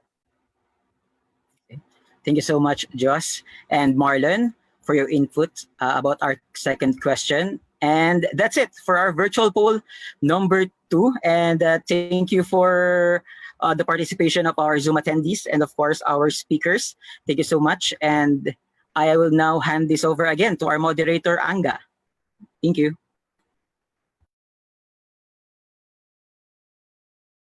Oh, Anga, you're still on mute. All right. Thank you, AJ. Very interesting result from the poll as well. So, ladies and gentlemen and friends, we are moving now to the second discussion and interactive session. The session itself titled Fun Lecture, Build Back Better, Youth Need to Adapt. For this session, I would like to invite 2 speakers to introduce themselves. The first speaker is Mr. Cheng Yang Chong from Malaysia. He's also the co-chair of the FRC Southeast Asia Youth Network. Over to you to introduce yourself. Cheng. Yeah. Hi everyone, selamat sejahtera and selamat petang. I'm Cheng Yang, a youth leader of the Malaysian Red Crescent Society and also the co-chair of the Red Cross and Red Crescent Southeast Asia Youth Network. I've been volunteering with the Malaysian Red Crescent more than 10 years. Thank you so much, Cheng. And I also would like to invite the other speakers, which is the supporting resource person, Francesca. She's actually not from ASEAN region, but I'll hand it over to Francesca to say where you're from. Hello, everybody. Buon pomeriggio. My name is Francesca. Yes, I'm not from ASEAN region, but I'm currently based in Bangkok, working for the International Federation of Red Cross and Red Crescent Societies as youth delegate for ASEAN. That means that I have the luck to work with so many youth and volunteers all around ASEAN region. And I'm originally from Italy. Thank you so much, Francesca. So colleagues, ladies and gentlemen, just like the previous session, I would like to invite you, if you have any question, just put it on the Q&A feature. And also, if you have questions, those who are watching on Facebook and YouTube, please also put your questions on the comment box and we will hand it over to the speakers later to answer. But for the next 30 minutes, I'll hand it over to Cheng and Francesca to lead the session. Over to you guys. Okay, thank you so much, Anga. So together, me and Francesca will be delivering a fun lecture, and we hope that all of you would participate actively and enjoy this session. So I believe all of you have enjoyed and were inspired from the conversation just now, right? So in order to raise our level of attention and ensure our blood circulation flow after sitting for more than an hour. So now I will invite all of you to do some stretching with a meditation practice called Qigong. If you are comfortable, possible to do so, I would like to invite all of you to stand up. Yeah, but it's fine if you are not available to do so. Yeah, so just allow me to adjust my camera. Okay, so I will demonstrate a Qigong movement later, and I'll explain it to you, the steps. So every time we do our Qigong movement 3 times, okay? And with the coordination of breathing. The first time we do is to gain relaxation. The second time we do is to gain centering, to recenter ourselves. And the third time we do is to gain regeneration through the expansion. So to re-energize ourselves. Okay, so now I will demonstrate a movement of Qigong, which is called relaxation of our lower center or equilibrium center. And let's do it together. Okay, you can stand with your feet apart, as wide as your own shoulders, and with the feet facing straight forward, right? And then both of your hands begin at the lower center, which is near to your waist level. Okay, and begin moving in the expansion move. gathering all the energy from the surrounding and come into a position of humility through control, and then gather back the energy to our equilibrium center. Okay, now we will do it with the coordination of breathing. Okay, so take a deep in breath. Exhale. Okay, and we will start. Inhale.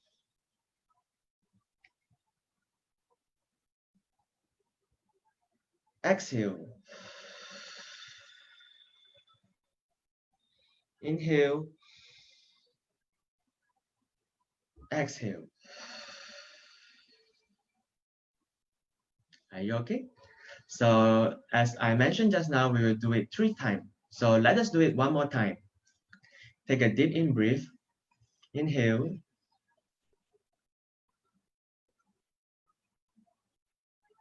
Exhale. Inhale. Exhale. Yep, so that's all for the relaxation of our lower center, or also we call it equilibrium center. Yep, so how do you feel about it? Okay, so you might be wondering what is Qigong, okay? So let's understand better. So Qigong is actually a practice originated from China, and where Qi means life force and Gong means effort. So it's actually a practice to cultivate the life force within us.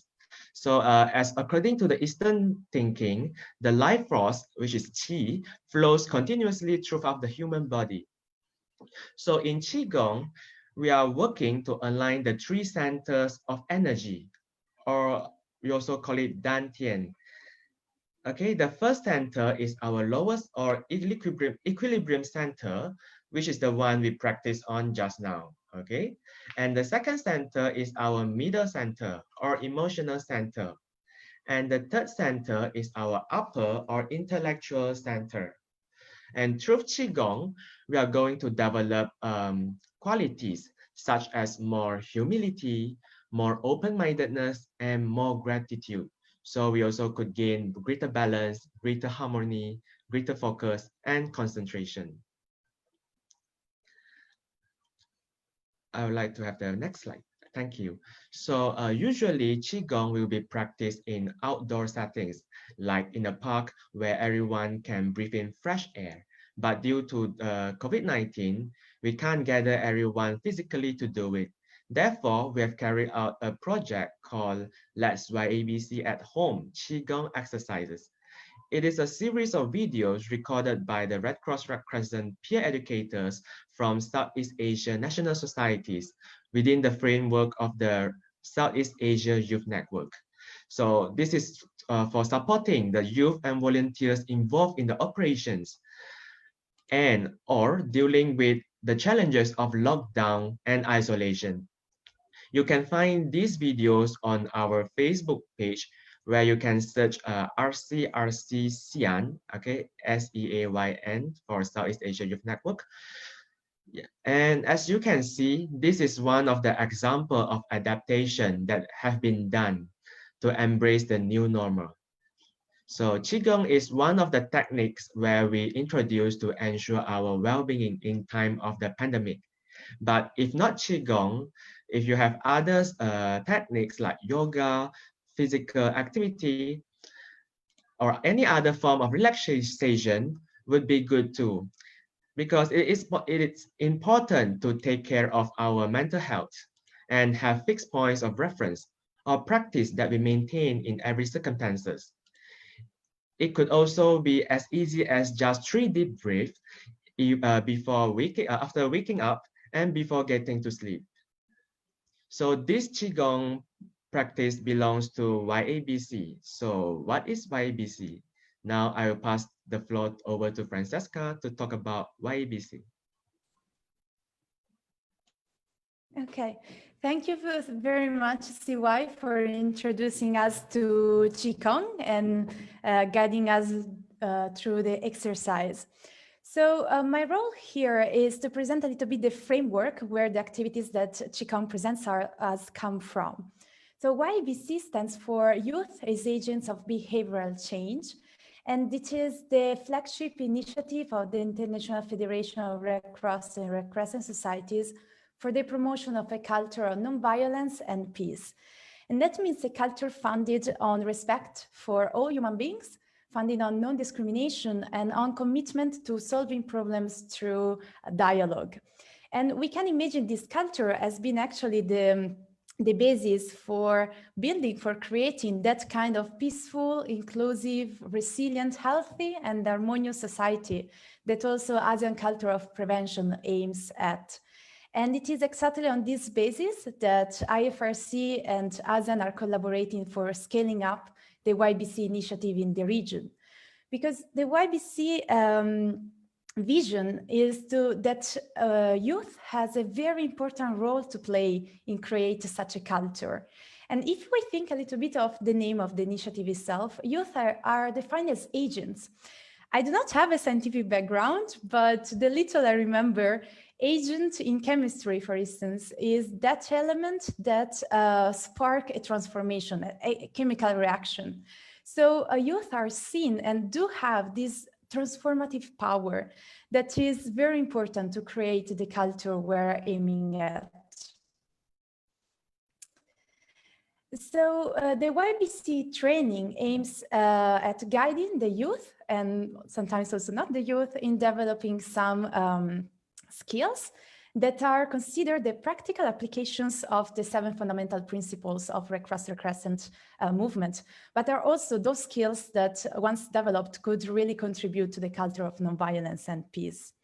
And if you look at the image on your right, you can see that 2 of those skills are personal resilience and inner peace. Inner peace, because if we really want to promote peace outside in the world, we should start from a state of peace inside of ourselves. And as for now, I would like to focus for one moment on resilience. So we often hear this word, we often hear references to a resilient community or resilient youth, but what is resilience? So in a few words, resilience refers to the ability of an individual to cope with adversity, that means with difficulties. And it is the capacity to overcome these difficulties, adapting to it, and transforming it into a possibility of growth. So the idea, the basis of resilience, is that what makes people stronger is the process of struggling, learning from the struggle, and persevering. So we can define resilience as the ability to adapt and evolve. But please remember that resilience does not mean being superhuman, does not mean that we do not suffer, does not mean that we do not cry, or that we can face everything by ourselves, we do not need help. On the contrary. So resilience means just acknowledging that we are facing a difficult time and acting on this, reacting in a positive way to this, and being able also to ask for help if we need to.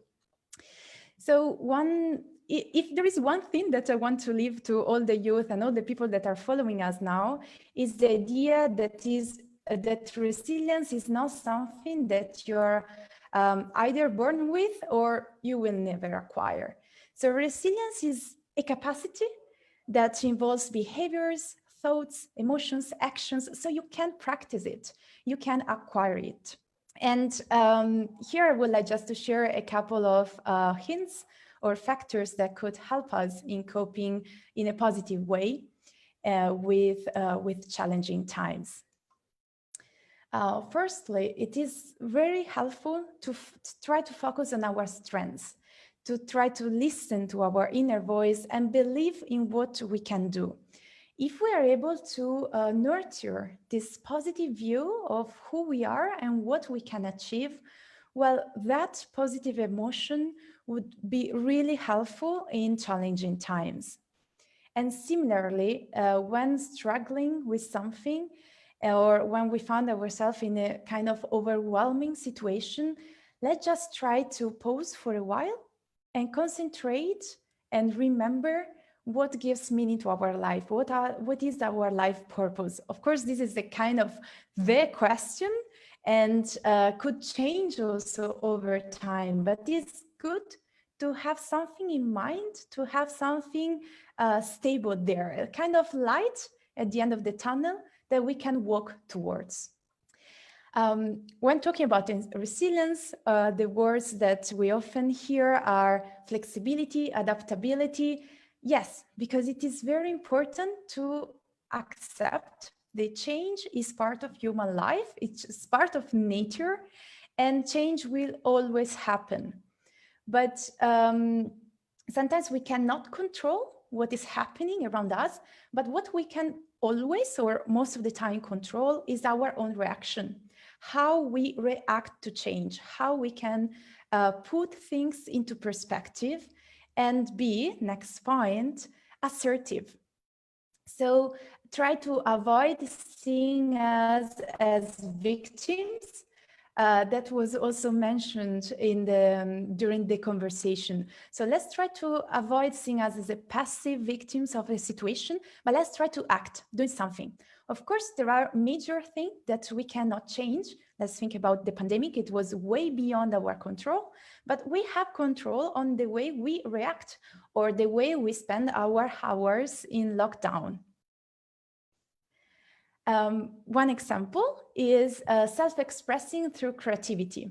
So this is a method that is particularly important for children and youth, for instance. Try to have some point of reference like arts, music, or videos through which you can express your emotions during the challenging time. It could be really therapeutical also to overcome the traumas that you're facing. And then very important, let's try to go step by step. If we try to face the whole situation, the whole challenge at once, it is just impossible and we feel overwhelmed and we feel helpless. But let's try to have a kind of structured problem-solving approach. So let's try to divide the whole problem into smaller parts and try to face little by little until we can. So until we reach a kind of better overview about the whole environment, the whole system that we are facing. And then this is what I was mentioning before. We should dare to ask for help or advice. Ask someone that could be a specialist, but also simply also a friend or family to help us. Is not being weak, it's just being a very resourceful person. One of the motto during this pandemic was physical distancing. And yes, that was absolutely necessary. It is still in some countries really helpful, really important to avoid the spread of the virus. But at the same time, what is also very important is to apply physical distance and social solidarity and a social connection.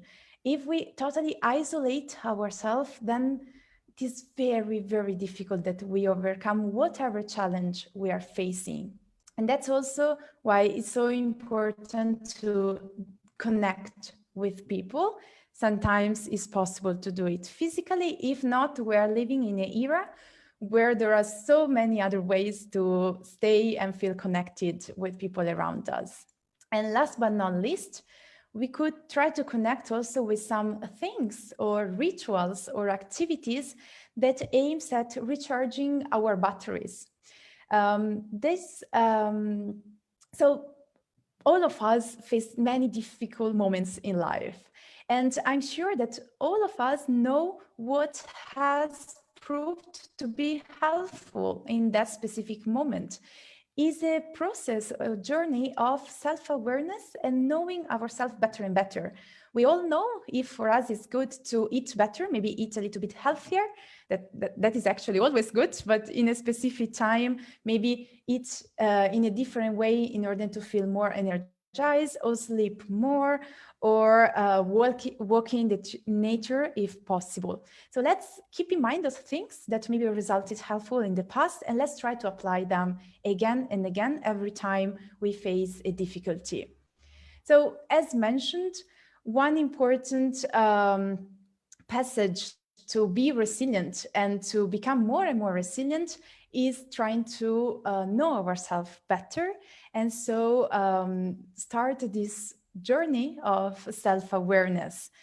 It's important to listen to our inner voice, to find balance and stability, and also to reconnect with our own potential for transformation. Remember, youth as agents, so transformative power of the youth. And I will now thank you for your attention and give the floor back to Chen Yang, who will guide us into a new exercise which aims exactly to help ourselves to know a little bit how we are and which direction we are going. Thank you, Chen Yang. Thank you, Francesca. So it's me again.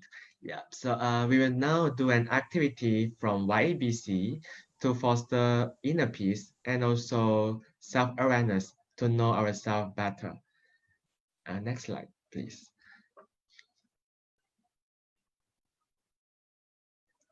In order to be ready for this activity, so please get the following items if you are able to. So you can get a piece of paper. Any piece of paper will do. You can also reuse one of the other side, okay, recycled paper.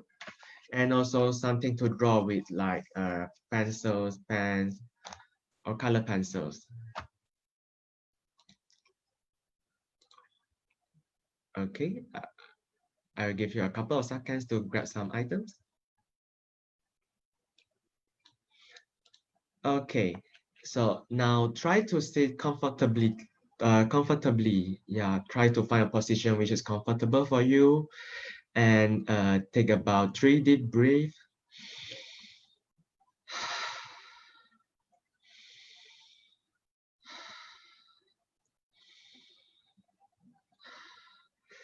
Okay, so put yourself in the present moment and thinking about yourself today.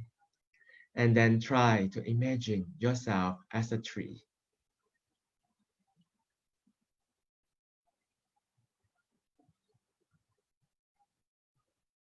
Okay.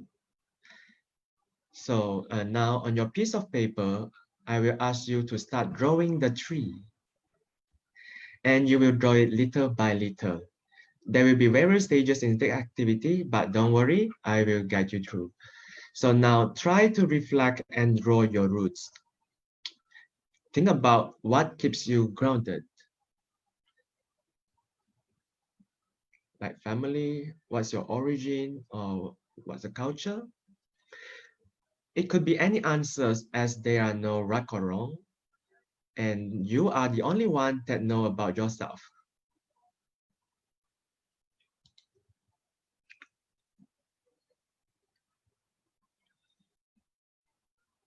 Okay. And next.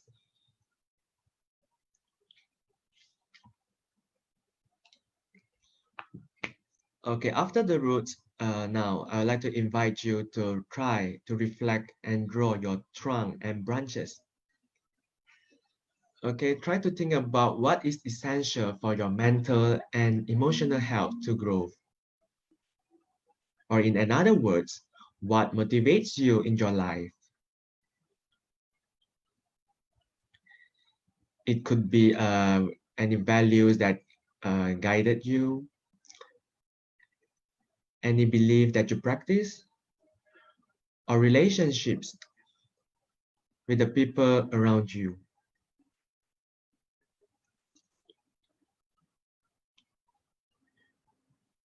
You can draw or even just write something or label it on your trunk and branches. Okay. And next.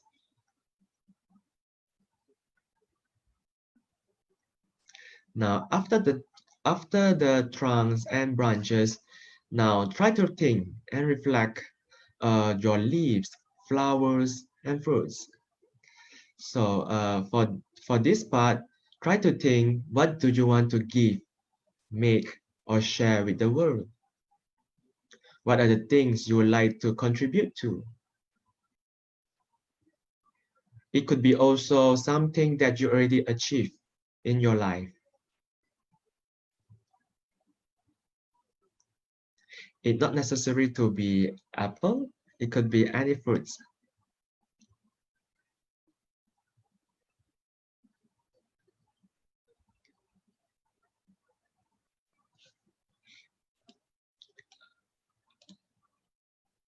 Okay. Now I will spare a couple of seconds for you to complete your trees. And if you are not able to have the materials now, you can also remember this activity and practice this activity after this webinar.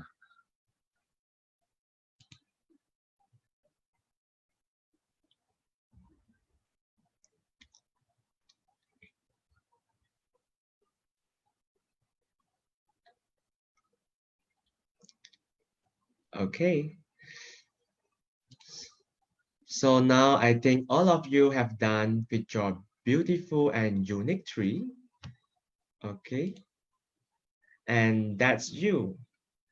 You are the unique tree and the unique one. That's a unique you, right?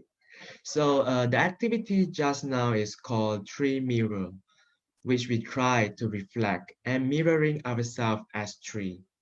It is important that we are aware about our roots, worldviews, and direction in life. Understand our source of motivations that guided our actions and direction in life. And remember always to listen to your voice, inner voice, find balance and stability, and cultivate self-awareness and alignment. And all of this will enable us to reconnect with our own potential and goals. And as a result, we will be better equipped to take action to produce fruits to the world. Yeah. So as you can see in the slide, so in nature, a tree adapts to change. So do we. In some point of time in our daily lives and also our volunteering journey, we might feel tired, okay? Or sometimes we will think we fail. We think that we have no capacity to do or achieve something. Or maybe you think that you have no opportunities. But it is totally fine. It is normal that we cannot produce fruit or be full of energy all the time. Like the tree, in some seasons or also moments in life are more challenging. So we should not be too harsh with ourselves. As the tree might only fruit once a year. So try not to be too harsh with ourselves, and in hard times, just concentrate on the roots, with our roots that you identified just now. Make it remain grounded, grow the roots, and also maintaining our motivation, or even healing if your tree was damaged by the storm. And take good care of our branches until better times come for us to share fruits. So do not put yourself under too much pressure. Accept the change, especially in current COVID-19 situation. The environment or the situation is very challenging. So, and cultivate the idea of your fruits. Think about what you would like to fruits. So if cultivate your idea even under the snow. Believe that the sun will come soon, and sure it will come. And you will be able to produce fruits once again and achieve the contribution that you like to make or share to the world?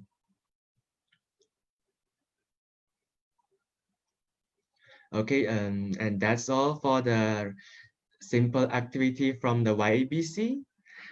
And I hope all of you have enjoyed this. And thank you for your attention.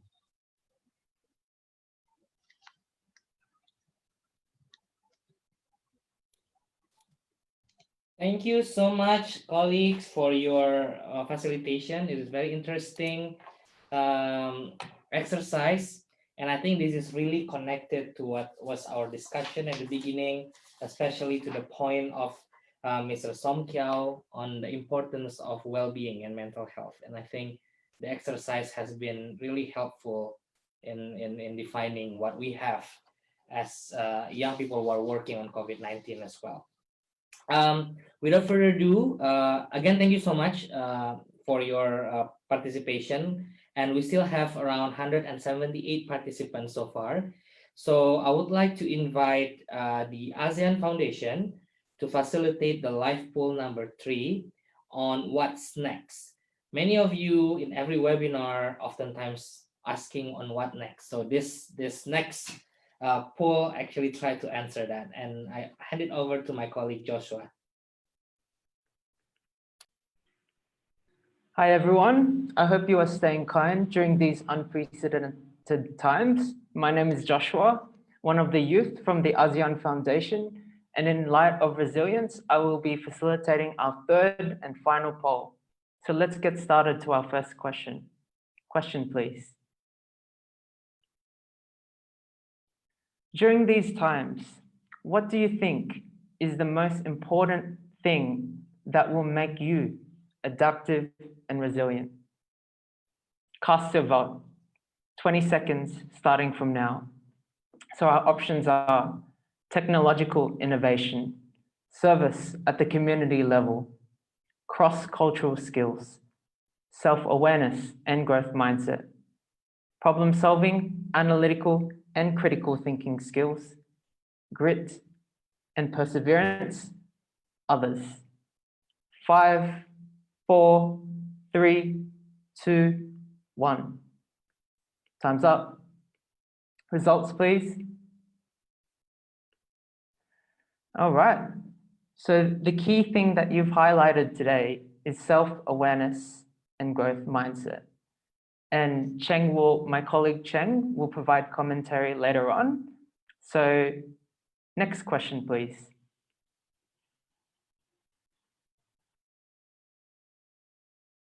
Our next theme will feature ASEAN youth and the wise discussing resilience in adversity. Who in your life do you look up to or has influenced you in what you do?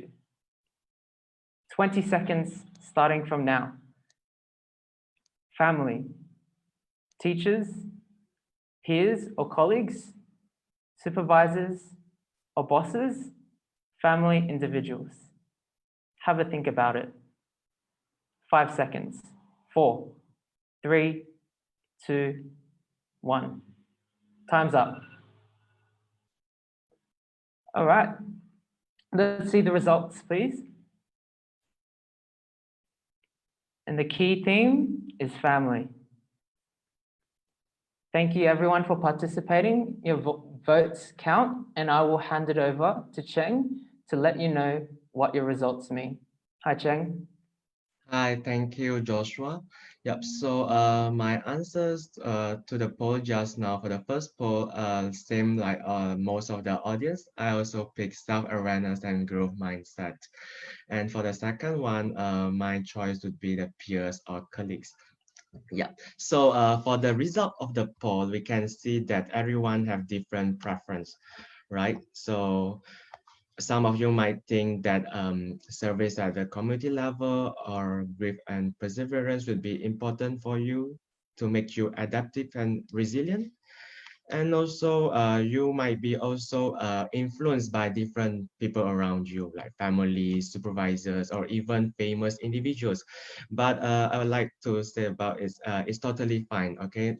Everyone no need to be the same. Okay, and so like as we explore from the activity just now, the importance of a self-awareness. So just to always be sure on your direction in life and appreciate yourself and listen to your inner voice, and you will reach your goal at one of the day. Thank you so much. Thank you so much for sharing your insights, Cheng. Before we end the poll, I do want to share a quote from a wise man who once said, "Everyone deals with adversity. It's how you bounce back from it." And that concludes our poll. So thank you, everyone. Stay kind. Thank you so much, Joshua. It's very interesting to see the poll results as well.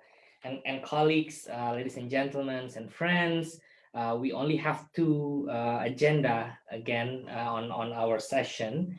It is actually my departing message, or kind of like taking a conclusion from my side.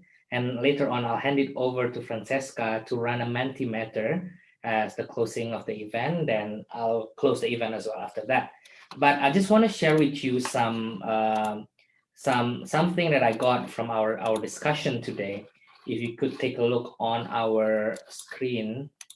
Is it supposed to be a secret? Can you see it already? I think I'll change the display settings. All right. So basically, there are several things as a takeaways from my side. First is really the young people in ASEAN are particularly vulnerable to the disruptions of the pandemic that has caused, and many are now at risk of being left behind in education, economic opportunities, and health and well-being during a crucial stage of their life development.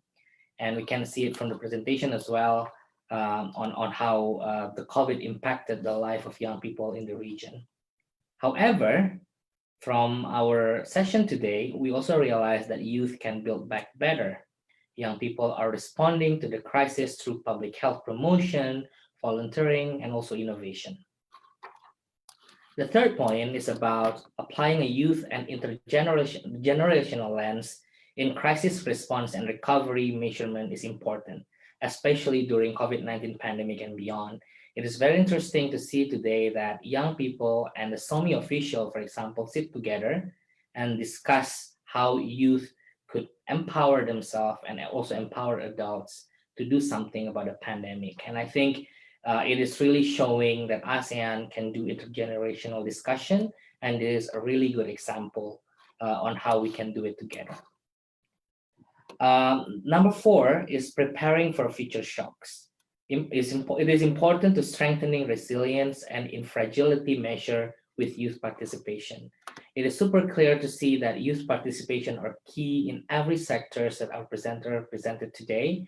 And it is also very important as well to prepare ourselves for future shocks, either another pandemic or other crisis that will cause and follow this pandemic. Mental health is particularly big today. It is true that mental health for young people is important, and it is also important to realize that protecting everyone from the pandemic also means safeguarding people's mental health. And you, young people who are working on this pandemic, can work and contribute, but also don't forget your well-being. It is very important and highlighted even in the last segment as well. And lastly, we are all in this together. So that is some takeaways from my side. And now I will hand it over to Francesca to lead the last and final Mentimeters with the participants. Over to you. Thank you very much, Anga, and thank you so much for sharing also the insights about the whole webinar. It has been really amazing to see so many young people from everywhere in the ASEAN region, and I think the value of such an initiative is also to connect people all together and to give the feeling that of belonging to one community. So we would like now to know, how do you feel? How do you feel after attending this webinar? So if you please can look at the chat box I'm sharing right now, a link you can just click on it and you will be directed to a poll on Mentimeter. So I will now share my screen to show you directly what's happening during the poll. You will have the possibility to express 3 words and tell us how do you feel, and we will see your answers coming up live. Can you see my screen? Yes. Great. So we already have 3 first answers: excited, positive, happy. That's amazing. So please just click on the link that I posted on the chat box, and then you can share. If you do not have 3 words to share, you can just share 1, is perfectly fine. And we will see your answers popping in out little by little. And if you do not have the possibility to connect to a web page right now, you can also do it at a later stage. You can just go online on www.menti.com and then insert there the code that I also typed in the chat box. Wow, it's really amazing to see our cloud becoming bigger and bigger. You can see that the bigger words are those that are being typed by more than 1 person. I would say that happy has been chosen by several participants, and it is really amazing to have your feedback live. Thank you so much for that. And Anga, if you have any comment about that, from my side, I would say that it's quite positive. It's quite positive, and I think we should keep the screen when we close the forum. And I think it's so happy to see that happy becoming the largest word here, and positive and interesting. And I just want to remind everyone that this is not the end. This is actually the first series of webinar. So please stay in touch and follow ASEAN Secretariat, ASEAN Center for Biodiversity, ASEAN Foundation, and also the International Federation of Red Cross and Red Crescent Society's social media account, because we still have a lot coming up. And this is the first and the beginning of the webinar on ASEAN youth and COVID-19. There will be a lot coming on, and we would really love to see you participate something like this all the time, which is amazing. So with this happy notes, insightful notes, and positive notes, which is the largest 3 words, I would like to close this webinar. I would like to apologize if I missed anything during my moderation, but it was also a pleasure and an honor for me to moderate this first webinar. And I would like to say thank you so much for everyone to join, and for 148 of you who still stay here until the end. And I really hope to see you soon again on the next webinar. So here, Angga Dwi Marta from Indonesia would like to close the webinar and say thank you so much. Stay safe and stay healthy. Bye. Thank you. Bye. Bye. Thank you, everyone.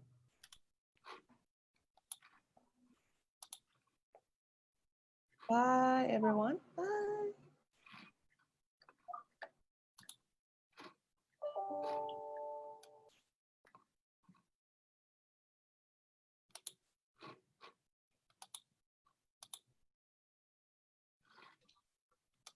Thank you and goodbye. Bye.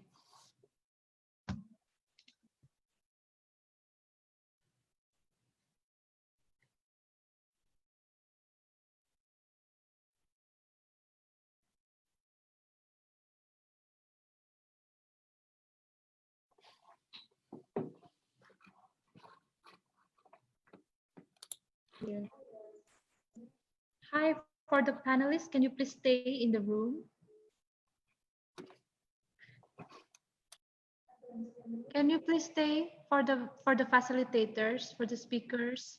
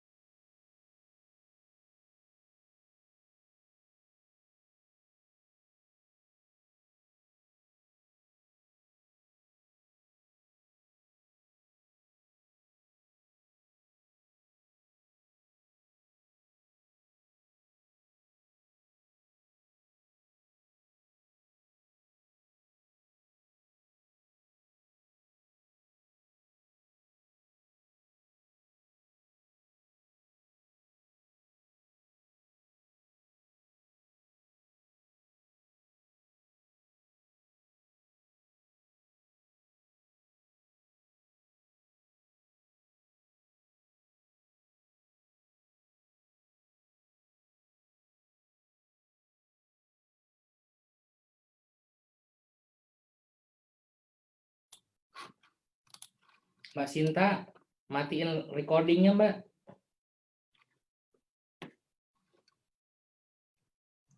Oke, siap. Sebentar. Sama live-nya, Mbak.